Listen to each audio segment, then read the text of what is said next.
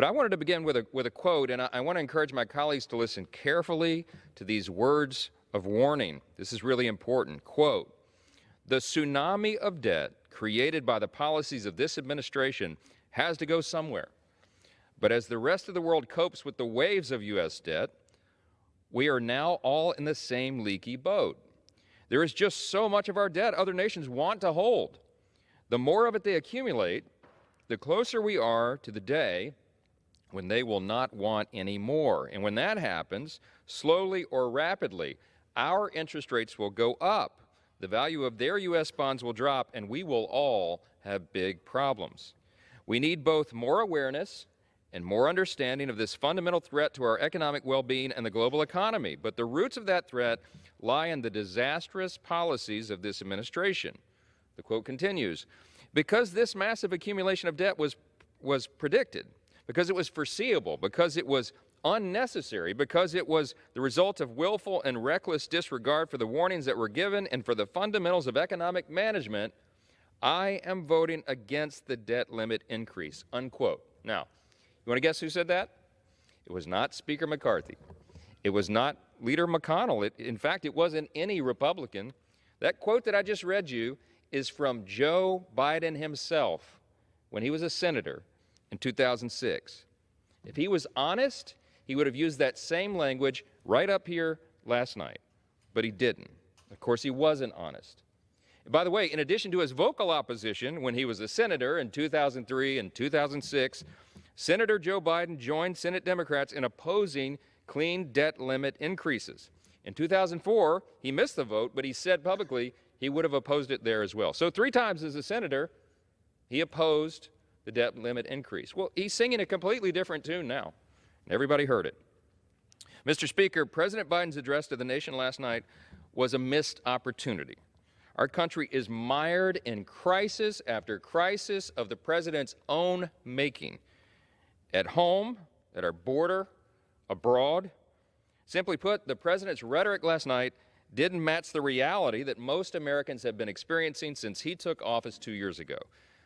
John Adams said facts are stubborn things, and the actual state of our union is more accurately summed up by one word: decline. Let's talk about just a couple of those facts very quickly.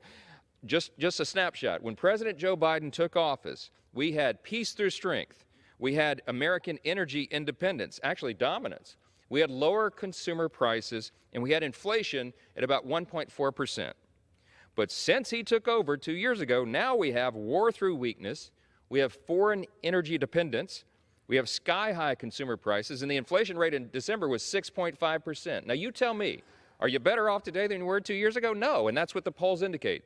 Most Americans say and respond to the polls that they're doing worse off financially and in many other respects since this president took over.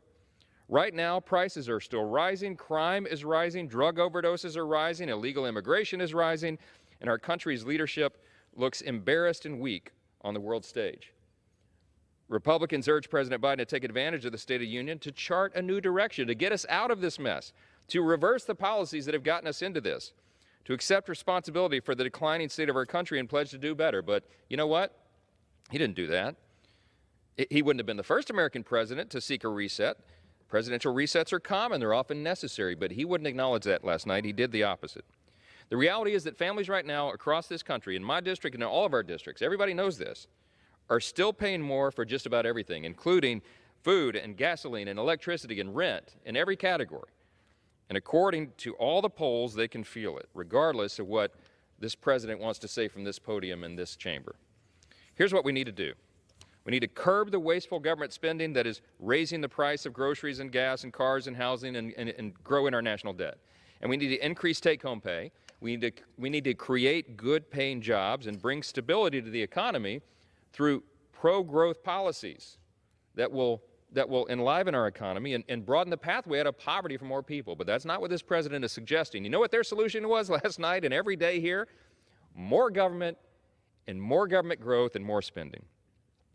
Does anybody really think that our national debt continuing to climb unchecked is an acceptable outcome in this year's debt ceiling talks? Joe Biden himself didn't think that.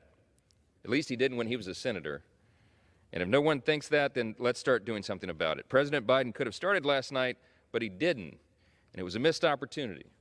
And I think it was shameful. And I think the American people know better. I'm grateful to my friend from California for yielding the time, and I'll turn it back over.